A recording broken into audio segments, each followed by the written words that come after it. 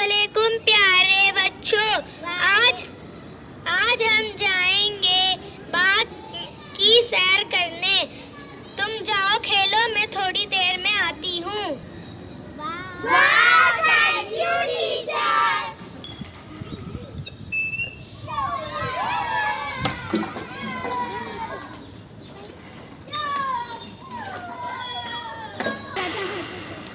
अरे ये आप लोग क्या कर रहे? सब इधर आओ।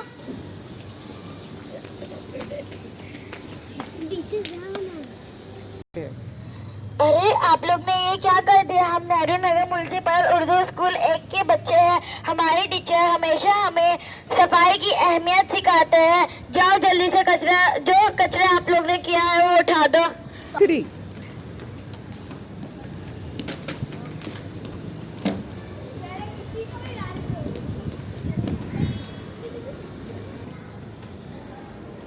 शाबाश बच्चों कि तुमने गार्डन की सफाई की और ख्याल रखा गार्डन का।